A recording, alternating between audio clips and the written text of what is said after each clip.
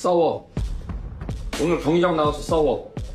바보 같은 행동에서 퇴장을 받는다거나 그거는 절대 안 돼. 하지만 순간순간마다 싸워. 난 오늘 그거 여러 번 볼 거야.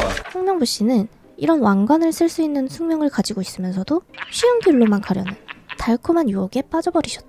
20억 받아쳐먹고 전술 없이 그따구로 경기 치러 소중한 4년을 버린 건 안타깝지 않습니다만, 홍명보 씨가 이 영상을 보실 리는 없겠지만 누가 볼까요? 홍명보 씨는 평생 두 가지 길을 선택하게 되는 운명입니다. 골로 가거나 꼴로 가거나. 이것은 평관격이라는 사주의 특징인데요. 용어가 어렵죠.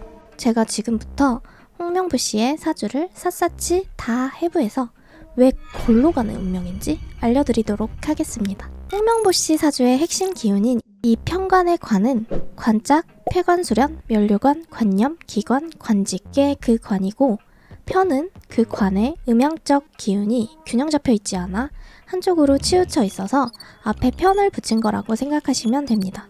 이 편관은 고난, 역경, 어려움을 뜻해서 예전에는 칠살이라고 부를 정도로 나쁘게 봤습니다. 하지만 현대에는 오히려 강한 카리스마와 아무나 쉽게 가지지 못하는 큰 명예를 얻을 수 있는 기운으로 해석하기도 합니다. 양날의 검처럼 상반되죠. 이 특성은 왕관이랑 유사하지 않나요? 옛날에 왕관은 누구만 썼죠?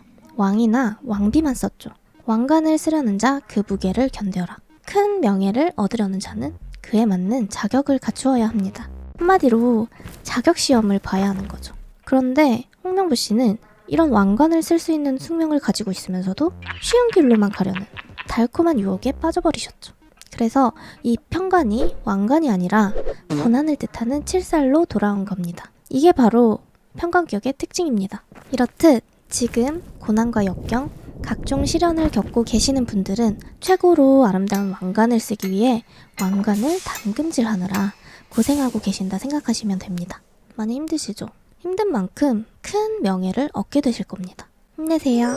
20억 받아쳐먹고 전술 없이 그따구로 경기 치러 소중한 4년을 버린 건 안타깝지 않습니다만, 2002년 월드컵에 기적을 만들어낸 태극전사의 영광을 실시간으로 지켜보았던 저로선 이 사주를 이렇게 쓰고 있으니 우유 없이 고구마 3개 먹은 기분이네요. 그건 그렇고, 그래서 본격적으로 홍명보 씨의 사주를 뜯어보겠습니다. 홍명보 씨는 황금말로 태어났어요.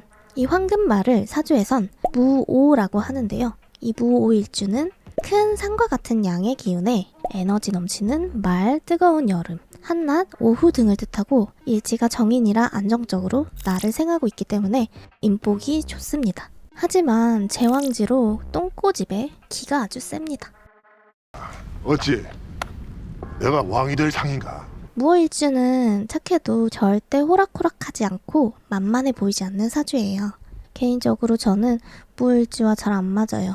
무오일주가 나쁜 게 아니라 제가 음중의 음에 해당하고 무오일주에게 극을 당하는 구조거든요. 그래서 그런가 봐요.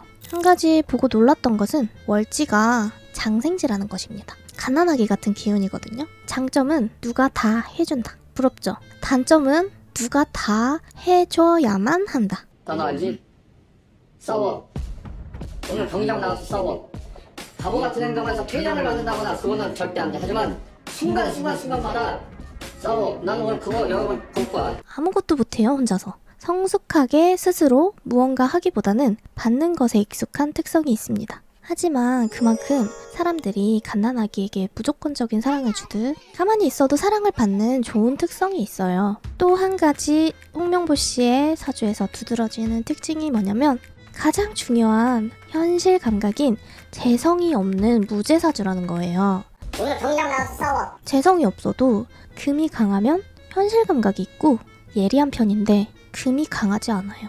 그러니까 초반에 국민들 분노가 어느 정도인지 가늠하지 못하고 주머니에 손 넣고 기싸움 했겠죠? 왜 그런지 이제 아시겠죠? 사주를 모르면 저 사람 왜 저러나 싶지만 사주를 알면 저 사람 저러겠구나.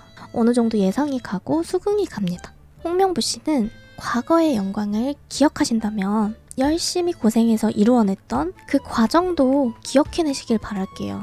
평관격에 맞는 격을 갖춘 삶을 사세요. 까마득하게 어린 후배들 찍어 누르려고 하지 말고 본인 사주에 적힌 대로 큰 아픔과 고생을 통해 남들에게 희망이 되고 베풀 수 있는, 그것으로 인해 큰 명예를 얻게 되는 성숙해지는 시간을 보내시길 바랄게요. 저는 편관격은 아니거든요. 하지만 사주에 편관이 있어요. 그리고 지나온 대운들도, 그리고 세운들도 편관이 유난히 많이 겹치는 때가 있었어요. 그때 인생이 진짜 힘들었거든요. 그때 유난히 더 힘들었던 것 같아요. 근데 나중에 사주를 공부하고 보니 그냥 제 인생이 사주에 다 쓰여 있는 거예요. 근데 그러면서 편관에 대해서 공부를 많이 했는데요.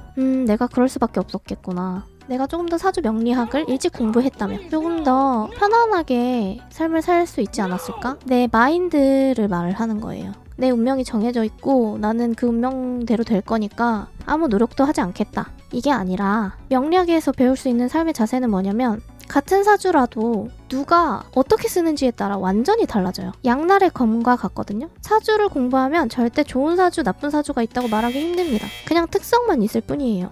저도 제가 지나온 그 인생들을 생각을 해보면 어차피 내가 고생을 하고 고난을 겪고 하는 것들이 나만 왜 이렇게 억울하지? 라고 느낄 게 아니라 내가 더 큰 사람이 되기 위한 아픔을 겪는 과정이었구나. 그런 진짜 아픔을 겪어야 남들에게 나 이렇게 극복해냈다 라고 말할 수 있는 거잖아요. 설득력이 생기는 거고 마음을 움직일 수 있는 거잖아요. 그걸 어떻게 얻어낼 수 있겠어요? 돈으로 얻어낼 수도 없는 거고 뭐 남을 흉내내서 얻을 수 있는 것도 아니에요. 그렇죠? 동의하시죠? 지금 생각해보면 아 내가 그런 일을 겪었기 때문에 남들에게 나도 했으니 너도 할 수 있다 말할 수 있는 거죠. 홍명보 씨가 이 영상을 보실 리는 없겠지만 누가 볼까요? 하지만 만약에 정말 극한의 확률로 이 영상을 보신다면, 그것도 끝까지 보신다면 홍명보 씨보다 나이가 어린 저의 조언을 한번 잘 생각해 보시길 바랄게요. 자식이라 생각하시고 딸이나 조카가 말한다 생각하시고 한번 잘 마음에 새겨보세요. 저도 너무 서툴고 부족하고 그렇거든요. 하지만 계속 나아가려고 노력하고 있습니다. 이번 일이 홍명보 씨의 인생의 큰 계기가 돼서 다시 편관격에 맞는 격이 있는 삶, 내 인생의 사명이 뭔지 스스로 한번 잘 돌아보시길 바랄게요. 이번 청문회 때도 핑계대지 않고 진심으로 삶을 돌아보고 노력하는 모습 보여주시길 바라겠습니다. 까마득하게 어린 후배들 찍어 누르려고 하지 말고 본인 사주에 적힌 대로 큰 아픔과 고생을 통해 남들에게 희망이 되고 베풀 수 있는, 그것으로 인해 큰 명예를 얻게 되는 성숙해지는 시간 보내시길 바라겠고요. 예를 들면 홍명보 씨와 같은 편관격 사주를 가지고 계신 김창욱 강사님처럼요. 홍명보 씨 골로 가실래요? 꼴로 가실래요? 선택하세요. 손흥민은 홍명보를 보면 관직운 상승, 명예, 운 상승, 또 뭐 이건 좀 이상한 거긴 한데 자식운 상승. 그와 동시에 힘들다, 괴롭다, 나를 극하는 기운이기 때문에 손흥민 씨랑 같이 뭔가 활동을 하게 되면 어떻게 되냐, 자기한테 제일 필요한 센스, 금전적인 거 뭐 이런 게 올라가거든요? 근데 안 썼잖아. 어렵다.